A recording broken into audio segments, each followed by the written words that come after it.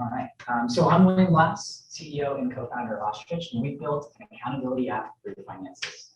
Before we jump in though, how many of you guys are stressed? Or do you remember the last time you felt stressed? No? Maybe some of you right now are stressed.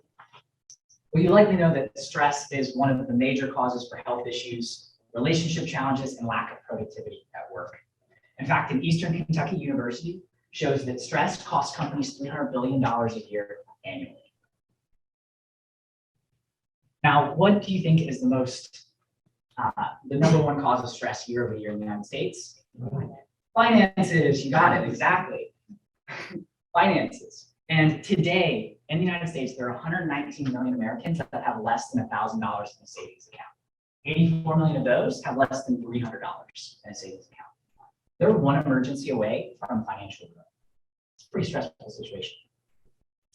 But here's the thing. Most people want to improve their financial situation, but almost no one does. 92% of people fail to achieve their financial goals. So why is there this disconnect from people wanting to improve, but not being able to actually do it? I want you to think about your own experiences when you first started out. How did you first start building your financial life? Was it talking to friends, mentors, figuring out all the different options, saving, investing? It's really overwhelming. And that's why we built Ostrich. A financial fitness app for recent college graduates who need a simple way to start improving their finances in order to live the lives that they want. We're helping people pull their heads out of the sand when it comes to finances, build a large nest egg using groups of people working towards goals together. So you might be familiar with Strava or Fitbit. We're applying those same principles that have worked well in the fitness space to finance. The app is super simple to use. When you first sign up, you get a financial health score. And this drives the experience on the app. So you're put into groups with other people and are placed into challenges that have rather regular daily, weekly, monthly, and yearly check-ins. And you're slowly building confidence as you build a strong financial foundation. And it's working. We piloted with Rollins College and with a school district in Austin, Texas, and 80% of our users are tracking towards their financial goals. So that's a 10 times better outcome than the 8% that do it on their own. And here's one of my favorite quotes from one of our pilot users. I'm getting good at not spending money on Amazon. They even sent me a message about something on sale. Haha, didn't fall. What makes Ostrich unique is the fact that we're the action layer in the personal finance stack. So there's great tools and resources and a small representation there of the companies that provide financial services and do great passive transaction monitoring like Mint. When you look at the employer side, on the employer financial wellness side, there's a lot of education and tools, but no one's focused on that action. And that's where we use social accountability. It makes us unique in the space. It's a massive market. I don't have to tell you all that there is a challenge globally. Challenges with finances is not a US-centric problem. But right now we're focused on the US market, and the corporate space spends $500 million a year on financial wellness solutions, and it's growing at a 14% compound annual growth rate year over year. Our beachhead customers, though, are the 5 million college graduates that graduate each year into the workforce, and there are 76 employers that will hire over 1,000 college grads this year, and 212 that will hire at least 100. And so this is our early target market, and our go-to-market strategy is to really nail the experience with those students, and then ultimately sell to those employers that have a lot of entry-level, low-wage workers and struggle to hire and retain talent, as well as actually make an impact on the productivity side, which goes back to that $300 billion number that we looked at previously. As we grow, we bring on revenue, we'll be able to offer a free solution to the core customers that really need us the most, but aren't in a position to pay, and we'll monetize through affiliate marketing, so an additional revenue stream. We'll continue to refine this business model as we go. We've chosen this tack because my background is in B2B sales, leading software teams. My co-founder has deep experience in the financial services sector, and our tech team has experience building enterprise-level software at insurance companies and building beautiful consumer-facing mobile apps. We've got a great team of advisors, Dr. Sean Merrill, so 1 million cut member, who's been helping us. We're preparing to raise a pre-seed round, so if you know any investors, let us know. To date, we've raised $195,000 from partners such as AARP, who is a strategic partner who believes in our mission and ultimately that everyone will eventually be in a target demographic, which is why they're interested in what we're doing with younger folks. We also recently won the Rollins Pitch Competition, our venture plan competition this year, so we've got a $50,000 grant from that. And my ask for the 1 million cup community is introductions to companies, organizations that Ostrich can help. So if you know anyone or any community, I'd love to have a conversation. My email is william@getostrich.com, and we appreciate any introductions there. And I just want to leave you all with this. Maybe I don't want to. Oh, yeah, there we go. Just everyone has financial goals. Ostrich helps make those goals achievable because everyone deserves a shot at living the life that they want.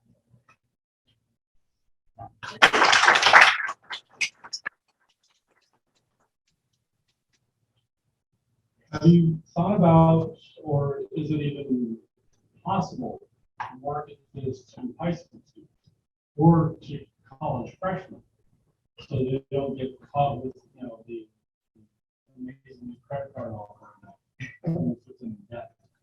Absolutely. We've thought about that. On the high school side, we're really focused on the action. So if they're not actually able to use certain financial products, save, invest, that type of thing, then it's a little more challenging. But it's definitely, and we can serve them, but we're really focused on trying to bring on profitable customer segments. And so that's why we focused on the college seniors. They're also a little more focused on the fact that they now have to go out on their own and like support themselves for the first time. A lot of folks do. Obviously, everyone is different when it comes to their situation in college. Does it cost you the app? No, it's free. Okay. It's free.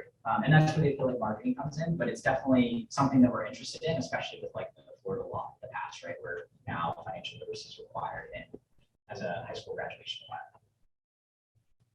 I think our highest priority is the political cause. People who are suffering right now, less than $300. For them, we try to give it free, get them educated. For which we need some funding. That's why the revenue stream is generated. And we will come up with a free way and for the high school and everything later on. Once we have our business model well established, that will eventually develop. Josh, yeah. Next presentation. Thank you for solving the problem up front and not just jumping to the solution. I appreciate that. My question is, why do you care so much about this, and why are you the right person to bring this to the table? Yeah, absolutely. So my parents got divorced because of money. They didn't have a common way to communicate. They got into some trouble in 2008, like a lot of families did. And I just got really interested in this and wanting to actually solve the consequences, but not solving finances, right? I don't want other families to fall apart. You might have heard of that 20-year-old Robin Hood trader that was trading leveraged options, didn't know what he was doing, thought he was $250,000 in debt and committed suicide. Right. But he wasn't. They just hadn't settled. He didn't understand what he was doing. So there's real consequences, and no one in the space seems to care. Not that they don't care about it, but no one seems to be solving the problems that lead to the consequences of not.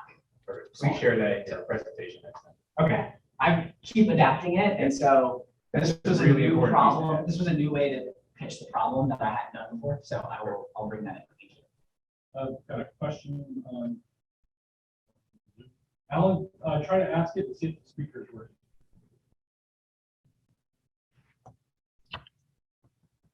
Alan. Okay. He said it seems it's mostly targeted to college graduations, paid for by companies. How will you expand to a wider, older market? Yes, so the focus is because we're really a habits building app, like that's what we're doing. It's easier to start with people that don't already have bad habits, which is why the younger demographic makes sense.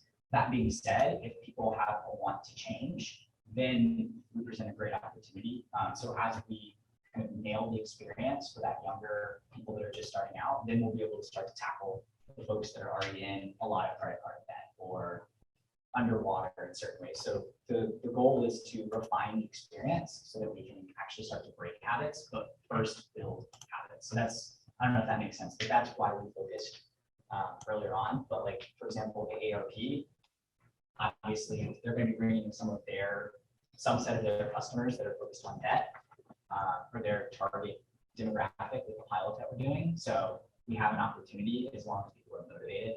I mean, if they're not, if people aren't motivated, then it's hard.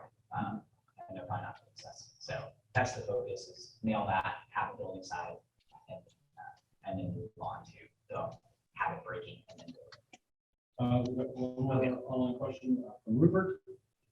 There are many more competitors than shown on the competition quadrant chart. I suggest putting at least 10 on there. And then make your logo much larger than theirs. Yeah, I didn't want to overwhelm you because this is a very crowded space. So we've had one that had a bunch on there and then people get distracted by logos. So there's probably a balance though I can strike. And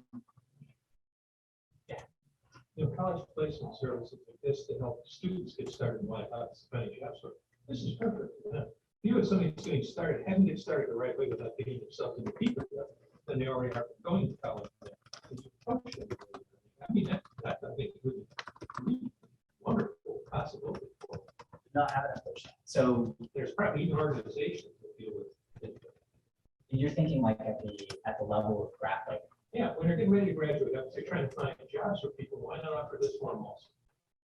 Absolutely. Get started the best way. Right. Yeah.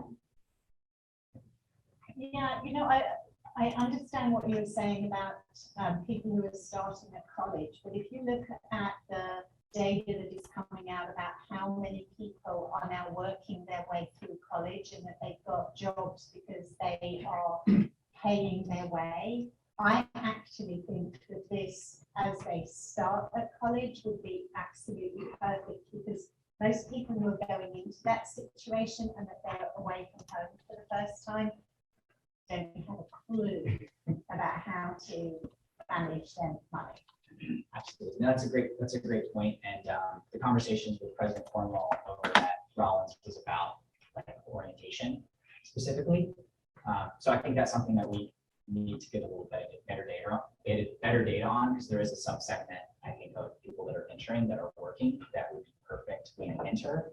And then another subsegment that probably won't target demo as they're graduating that may not have been during college. And I would encourage you to go and talk to Valencia as well, because the data coming out of how many of their students do not have a place to live and are sofa surfing because they can't manage their money is really quite staggering.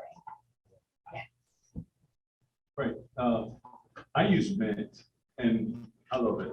And I have a 19-year-old daughter and I got Mint into her phone as well, just for her. And you're not targeting this group, are you? The older crowds? Well, I mean, long term, yes. Right now, we're not focusing on when you get more complex. but Then, yeah. if I wanted to use it, I could download it and do the same. Oh yeah, absolutely. Okay. Sorry, yeah, it's not like, yeah, you've got to be in this specific, anybody can use it and use it with, and ideally that's how challenges work. So you can Right. bring in your family, Yes. friends, or whoever else you want to work towards goals together. We ran pilots before we built anything using Facebook groups, and we tested with a group of teachers. Yeah. I live with a teacher, so that's where we started with teachers, and that drives the experience, and it works really well. With that. And you target their credit score as well, but everything else that Mint does. Exactly, we factor it all in. Okay. And then, but we bring in other things that aren't related to transactions. Uh-huh. So like and we haven't rolled this out, but one of the things that we tested through AARP was new parents, expecting parents. And there's certain things when you're preparing to have a child that, looking at your bank account isn't going to solve, like setting up a 529 plan, planning maternity leave, picking a pediatrician. Like these are all things that are finance related and adjacent that we can help serve and factor into that score if that's a goal of yours or something that's going on from a life milestone. So the idea is that score is really flexible based on what you want to accomplish or what's actually important to you. So I did hear of a group organization called The Circle. So they mostly work with the low-income family. They form a group, right? Yeah. So there will be Are you talking like the debt circles or the savings So circles? the name of the organization is itself a circle, and they mostly work with low-income families. They form a group and then try to uplift them from a financial standpoint. So if you approach them, they work with multiple circles. They form smaller circles. That's why they call it circles. Okay. William, I know the person who is the lead for circles in Central Florida, so connect with me afterwards and I'll connect the two of you. Yeah, I love that. We've been talking, someone had mentioned the Alice community, which I think is United Ways. Yeah. And what is it? I can't remember the low in. It's asset limited, Asset limited. income constrained. Employed, Yeah. yes. Somebody that really wants to stop. So how many people do you have on this and what's your cost?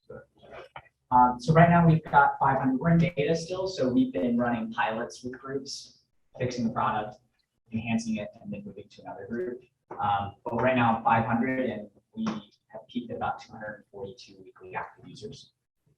So what did it cost you?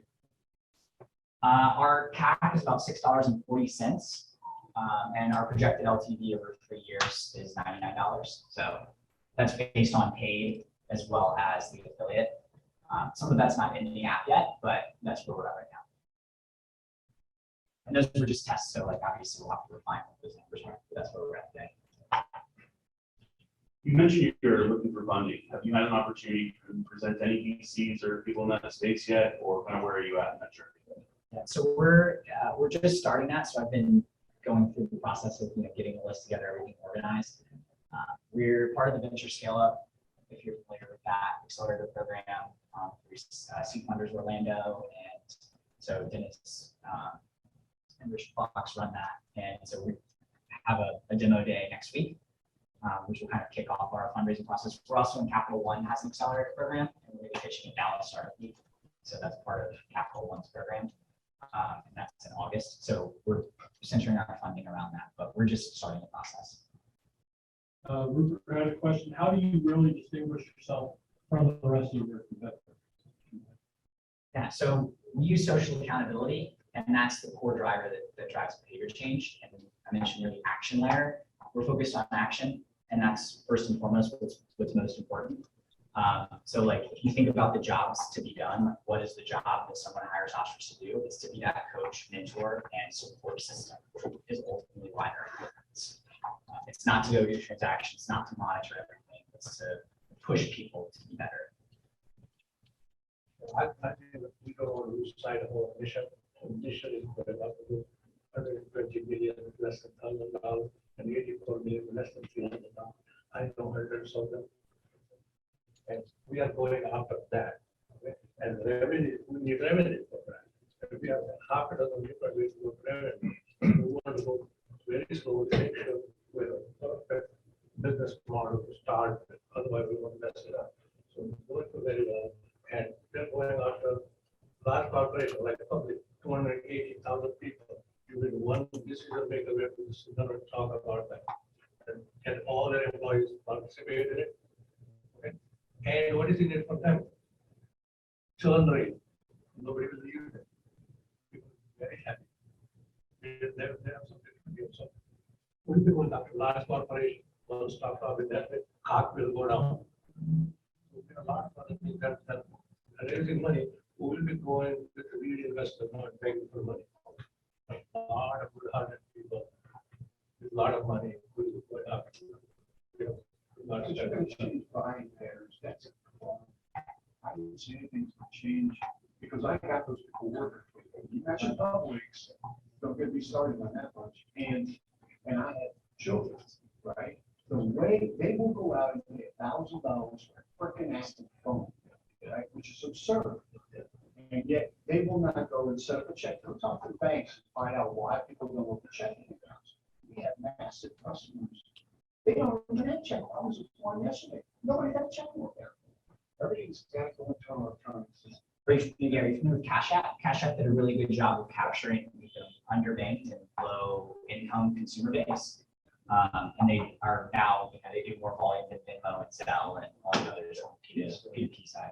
Anywhere crowdfunders like $5 million now, And it could be as much as people just, they don't have to be accredited investors, they could $10. So we looked at that, but it's, I don't know if you know, but it's super expensive to actually run a crowd fund successfully. Like they take probably about 10% in fees and you've got to spend at least 25K in marketing to really make it worthwhile. So you lose a lot. So we want to do that down the line, but it's not, doesn't seem like it's the first option if we're doing an equity crowd fund. Now, if we're talking about like a non-equity, then that might be different. I can do it a lot of different ways. This can be done, just like Doesn't, okay.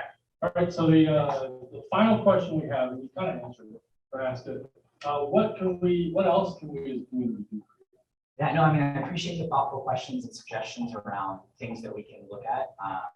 Biggest thing is connections at this stage, right? So if there are organizations that make sense to talk to, circle, that would be really, really helpful. Or if you know anyone that's a large employer and is struggling, we'd love to have a conversation to see if there's a way that we can support. So that's the ask. All right, thank you. Yeah, thank you guys so much.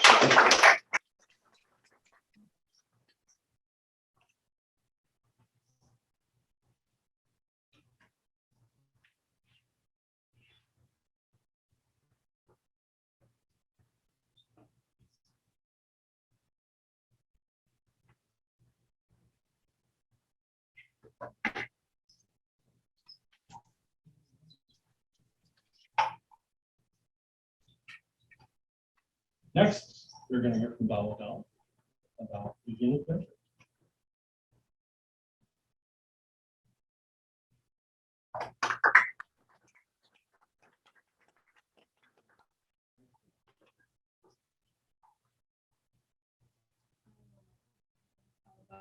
It happened during the transition. Morning. My name is Dala. I'm a professional skydiver. We do pilot and other sports like mountain rock climbing and scuba diving, etc. For the last couple of years, I've been traveling the world, and I found that wherever I go, people are really interested in adventure sports, adventure travel. Like how much did it cost? How much did you get into it? I want everything about it. Even like 2 weeks ago, I was playing in Top Golf, and half of my time there was consumed in a conversation with a lady who wants to know everything about skydiving. Thanks, Rachel, for not letting me finish my chicken wings. Despite, so through all conversation like that, countless conversations like that, I found that despite the enthusiasm and passion people have towards adventure sports, adventure travels, the number one hurdle that's stopping people from taking their first step is lack of clear information and lack of reliable resources. Like, how much does it cost? Where do I go? Who do I trust? How do I check credentials? And on the flip side, that means that all these adventure providers are actually losing customers. And if we check adventure tourism, the market size is huge, and there are only a handful of platforms that provide service and serving the industry. Platforms like mountainproject.com or jobzone.com, they're for more like experienced players. You can find information, but you have to know the lingo. It's what you're looking at. And there's also an association website like USPPA. It's complicated to maneuver, complicated to read information. And there's also platforms like TripAdvisor that price list of the travel industry. They're for beginners, but the information is clustered. You have to filter through a lot of information. You're not even sure if it's reliable or not. So here comes beginadventure.io. We provide clear, simple information for beginners, and we help promote the reliable adventures for beginners. And our business model is we drive customers through no-cost, reliable information, and then we generate revenue by referral fees from adventure providers, for gears, and for adventure insurance that covers specific hazardous sports. And also we will provide subscription for businesses to promote their listing on the front page of our website. And if we do like very conservative revenue projection, let's say we generate 100 leads per day, and each lead is $70 at like each booking group, and it averages the gears and adventure and also the insurance. The revenue would be $7,000 per day, and multiplies the average days in a month. That would be $200,000 a month. The reason why we could like the 100 leads per day if we see like mountainproject.com, their monthly traffic is averaging 1.5 million. So that's 100 leads per day. It's conservative. That's also mountain projects, only one niche. And beginadventure.io is a niche for beginners, but for broad adventure types. So yeah, this is beginadventure.io. We're a safe space outside of your comfort zone. Thank you.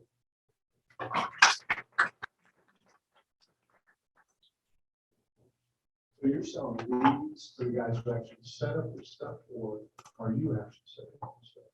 So I refer all the like information of like the adventures, and then I get the related fee from the like Hotel business. blackout. Like, I go there, I book it, they. Yeah, you don't Yeah, pay. Yeah, right, same type, same type. yeah, same type of affiliated business model. In the beginning, yeah. Down the road, when we have like enough team, we would try to do the booking, but right now we're trying to be like the branding part to get more trust from customers. So what do you charge, like, he's got a company that does the helicopter or whatever. So what do you charge him for the Projecting like $70 per lead. Let's say if there's a group booking helicopter dropping on top of a mountain doing mountain biking. So how many, do you have any revenue at this point in time? No, we're just in the beginning of the building stage. Josh, Go ahead, I we first. I was just gonna, so, cause like, to get to 1.5 million in traffic, like, that's a lot of like SEO, so like, what's the plan to like get, like, how do you get people to the website, right? Like, Oh, to get yeah. to something, like, is it an SEO, is it a content play, like, what's the? Yeah, more what's the- content. So 1.5 million is the average monthly traffic for mountain projects. That's where we're projecting 100 leads per day. That's yeah, but for us is branding is the first goal to like when people think about, oh, I want to try something new, go for adventure. Where do I go? We want to be the go-to place for beginners. And traffic, we want to create traffic by providing really reliable information. It's really lacking in the market. When you really search, like, hey, where do I go with helicopter tour? You cannot really find reliable information. And even for skydiving, if you search how much does skydive cost, you can't even find reliable information. Like for us skydivers, we pay $25 per jump. Nobody knows that unless you do this. So I want to make the information more reliable, like more, yeah, it's focused. I just want to say, I love your positioning, that it's for simple and it's for beginners. In fact, you can even say something like begin your adventure simply, right? Just something really basic, easy to understand. But my question goes to your market. You've got a two-sided market, right? Yeah. The classic challenge. You got consumers, people looking for adventure. You got the adventure providers. Who do you talk to first? Who are you going to try and get on board first? Or are you going to try and attack both? Like, what is your strategy around that? So we're going to start facing customers to acquire, provide the reliable information, clear information to customers. As soon as we have some like good traffic, we can talk to providers to, hey, let's partner with you. But also from my own like market research, I know so many like a bunch of providers, and they really just want to do what they like do. They don't want to care about the marketing stuff. And if there's somebody can provide this part, like they love to just, yeah, like let's partner. Like I don't really care. And also it's because, also like last week I went hang gliding, and the person, the founder, like the owner of the hang gliding ranch, he was like, yeah, just send me, like let's just partner even in building stage. So I think that wouldn't be a problem. So build the community, attract the providers. Yes. Okay. So how many of those do you have right now? How many of those companies have called and said, I can't wait to sign a contract with you? Like you would say, how many did you get? More than 10. We're like early stage and early stage. Alan online asked, where do you primarily recommend taking adventures, and to define what you mean as an adventure? Adventure is something that you interact with nature in an active way, and we're in the air, under the water, in the mountain. There are certain different sports, like you can do mountain biking, you can go helicopter tour, you can go hang gliding, skydiving, scuba diving, and free diving. There's an element. Yes, that's why we're also providing information about like adventure travel initiatives. Can I just suggest a way to find it also outside your comfort zone? You're talking to beginners. Get outside your comfort zone. Let's get Just curious as to how you were going to be vetting the providers you'd be working with. Because obviously there's a large element of danger for anyone that you'd be interfacing with on that side of things. Do you have a kind of idea of the system in terms of making sure that the people you refer your clients to are reputable and provide a high level experience beyond just the people you probably work with yourself? Yeah, it's based on their experiences, based on also like experienced players, their review on this adventure providers, and you can search that through like those very like mountainproject.com, Johnson.com. There are people who, like experienced players review all these providers, but then that's for them. Like if you go to let's say skydivesfashion.com, you see the review of experienced players, but the way they review a provider is very different than what beginners would worry about. And it's because adventure sports is such a small space, like word hits kind of basically. And exposure to any risk. Would adventure get accident and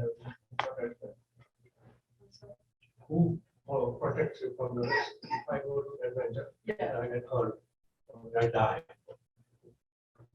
Insurance. Who's responsible? yeah, there's adventure, like the insurance specifically covers this kind of adventure sports. Are you protected? So my question is, what are the gaps that you've seen? We've seen that a lot of groups or families often go with them for vacation. That's why they people find themselves taking those adventures. Yeah. And Airbnb has added a component for, Yeah, they're really serious. yes. So have you looked at that model and tried to assess, the gaps that they have? Yeah, the Airbnb experience more of people who already at the destination looking for what to do. And it's more of exploring the local culture, exploring like, hey, I want to show you what downtown bars, there's like different rooms, like local people. Mainly they're the Airbnb experience, the people who are serving are like individuals. They like traveling, they want to show other people what's going on, making that site. For us is literally like adventure providers, big companies, and they do this kind of niche sports. The differences there. So you're not actually booking anything, you're just redirecting them to the providers, correct? Yeah, So Right. I guess what I would encourage to do to your point, in terms of SEO to attract people, kind of look at NerdWallet's model where when people search for, what's the lowest credit card interest rate or the things that they would type in Google. Yeah. You can come up with your list of the 10 best, cliff diving or 10 best, whatever, and you're putting that content out there, 'cause that's what people are going to search for. Where do I go cliff diving? Yeah. You'll come up and then you'll have your vendors listed, and that will be a good model for you to emulate. yeah, for sure. Thanks. A couple things that you could think of, like to build the marketplace, like have you looked at any of the affiliate networks that are already out there? So like Ostrich doesn't provide financial services, but we're plugged in, so we've got partnerships that aren't direct, Yeah, but that we can monetize. Have you looked at like CJ affiliate or Flex offers or any of those? yeah, but They don't they also cut into, because a lot of the adventure providers, they don't actually do all those stuff, so it's much more easier if we do like a direct partnership. Yeah. That makes sense. Amazon could be another thing, like if there's like gear that needs to go with an adventure sport, that could also be a potential early monetization Yeah, if you that's- with the Amazon affiliate network as well. Yeah, that's good advice, but the problem is that a lot of viewers related to adventure sports and adventure travel, we cannot find it on Amazon. Because it's a small market, a lot of brands, they sell it directly through their website. And sometimes because they're not much of a big, like, if you really buy it, they will like sometimes out of stock. And it's more of, like, that's the kind of climate of like a bunch of providers, because they know what they're doing and they're facing like each one of them facing a niche market. They're not really doing a lot of like business marketing and like doing a lot of big projects. Are there any venture associations, provider associations that you can join? Venture, Yeah, so you can get out, what's your community, all the different venture providers? I think there's, I'm not really sure if it's an association, but like Adventure Travel, it's a magazine and a group that we do like meetings and then we do networking. There are like different lawyers and like they help adventure providers too. There's a lot of risk involved in it, so they like help them write waivers and whatever. I know that. I want to go back to the discussion about the affiliate marketing, and maybe the gear isn't on Amazon, but there's probably a reasonable amount of gear that's on like EMS and REI, and they might have affiliate programs. So if you're promoting those products on your website, Yeah. you can join their affiliate programs to get that. Yeah. Do you have a plan for funding? Are you kind of bootstrapping this so far, or what are you doing in that space? Right now we're bootstrapping, and then after we're like certain significant traffic, we will be starting like funding. I still welcome funding if anybody's interested. I did just do a quick Google search based on Dane's question. The Adventure Travel Trade Association. Yeah. Are you a member? Or are you working with them yet? No. Yeah. Okay, they're out. They're out of. I have a lot of data from them. Yeah. Okay. Well, then it might be a good idea to look into if they have any trade shows, or how they do their marketing, and maybe piggyback onto that as a solution. Well, Alan had a question. He said in his younger days when he was at IBM, they had an adventure club that always organized adventures, like you described. Anytime they had a sales meeting, so scuba diving, horse riding, mountain climbing, just camping, kayaking, skydiving, car racing, rally road competition. That would be cool. He suggested working with small businesses and even larger corporations to get them to create adventure clubs, and they would be a great target. So they would come to you every time, they wanted to do sales meeting. Or you want to talk last week about my friend who does adventure racing. She does outdoor team building activities, so rope courses and pole climbs and things like that. So organizing those kind of trips for companies might be possible. Yeah. Amazing advice. I will see like how we can.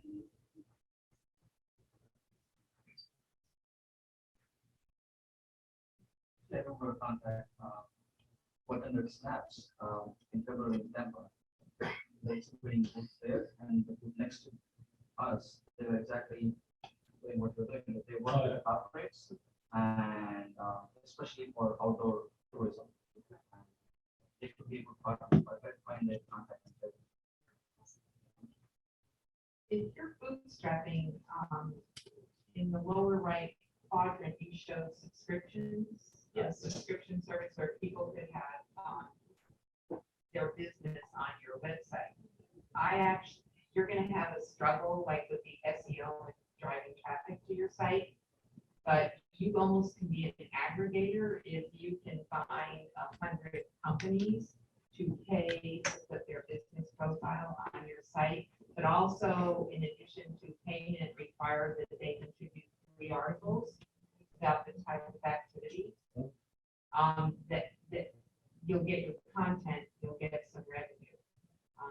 Because I think it's going to be hard to attract people without those stories on your website and without business. I got 40 women-owned businesses on a shared website. Yeah. And they just had to pay $100 to my web developer for their page. Yeah. That was 12 years ago. Actually, I have another platform that is using that model. You just subscribe to list your business on my platform. locallytour.com, but it was all like reached out to one. This one, I really want to help like beginners to get into the adventure stuff because I love this. It benefits me. But you can pick, you can pick which adventures you build out on your website. Yeah. And I will tell you from an SEO perspective, it's recommended that you have at least 5 pages of content on like mountain biking. Yeah. You just put one mountain biking and one skydiving. Yeah. Google doesn't recognize you as having expertise.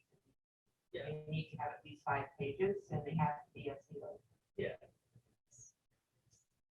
Well, we're also active on social media on TikTok, like short clips of different adventures.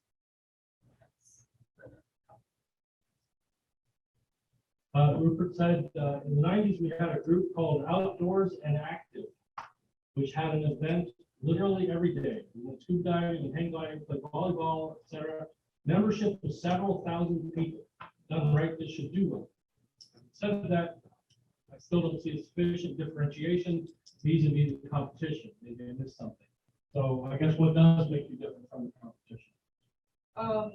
There are literally no platform for beginners, no brand. When you think about adventure sports, going adventure, Red Bull, their GoPro, like that's where general public see where adventure happens. But you'll always see pros, what they're doing.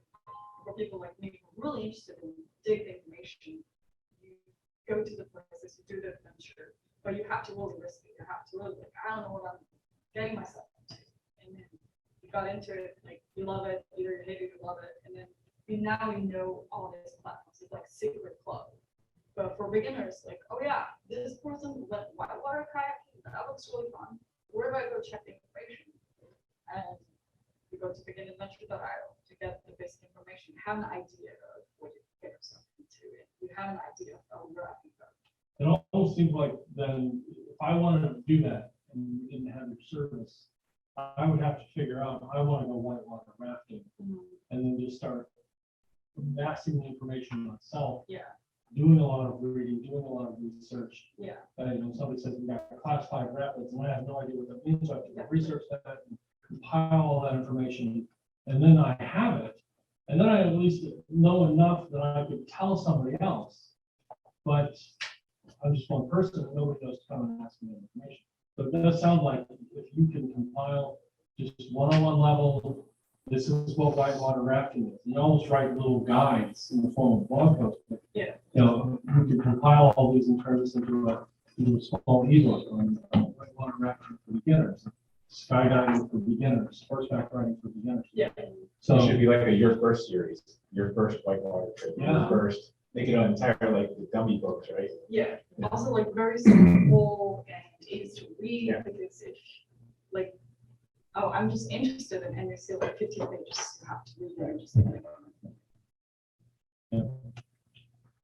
The other thing to think about is like being hyper local too, right? Like my first, like if you want to sky like Orlando specifically, it's gonna be a very different market. And like building out all of that in one go would be challenging. And like Uber, when they thought about like their network effects, were super hyper local when they first launched. So it's like getting a beachhead in a specific market versus trying to launch globally. So just an interesting thing that like my first skydiving adventure in Orlando and like own that local SEO market. And then also makes it easier for the provider because now you don't have to go find skydiving companies all over.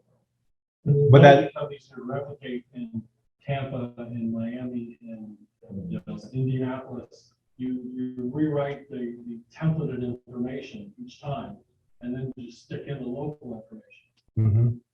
yeah. And then the sales, we're only looking for 3 providers in Orlando. We want to interview you to be one of the potential providers. And now it becomes them selling you to be on your website. But you get to hyper explode your content at that point because you're going very local, but you're using like Eric says, that template that 90% of the information is cut and paste, cut and paste, cut and paste, cut and paste, but you do the local piece of it. And now you've increased your amount of content out there 100-fold.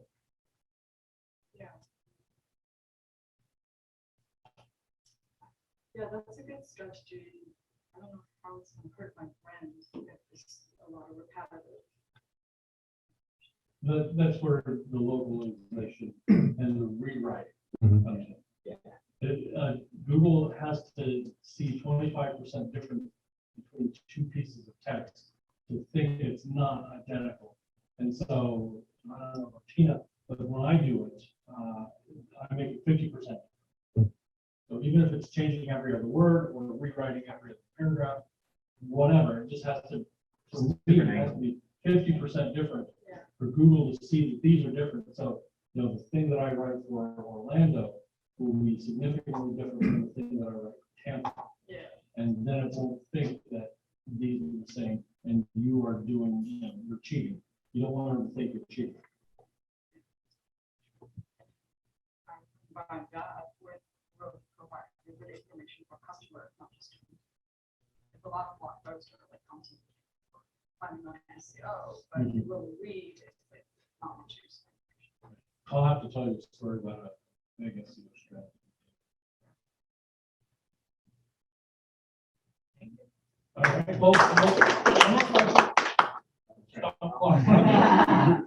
what else can we as a community do? I really appreciate all the advice and suggestions and questions. It really helps to like find, okay, so what are consumers and customers and excellence idea they focus on, they think about. And also, as I said, we're creating content. So if there's any copywriters or people really interested in the venture of one of the cooperate and runner, feel free to. Story writer there. I say we try to go code to Danny and take the time out. Mic him up to the screen. I want them. All right, well, thank you very much.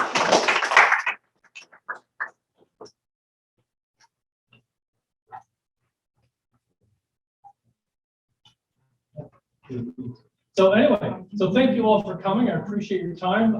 William and Dala, thank you so much. I'm curious, Dala, so you jumped out of airplanes, you've been pulled in the air behind trucks, you've done mountain climbing. How is this compared to that? Which was scary? This is more scary. Yeah. That's what I thought. So anyway, but I appreciate you did it. So good for you. That's amazing. So anyway, we have the speakers lined up for next week. I don't know who they are because I didn't look. That's on me. But we will be back here at 8:30 next week. Bring a friend, invite people you know, and say, hey, I want you to come speak to my group that I belong to, and let's go make some connections happen. Meet with each other, have lunch with each other, talk with each other, but make these connections happen afterwards. So thank you very much and have a good week.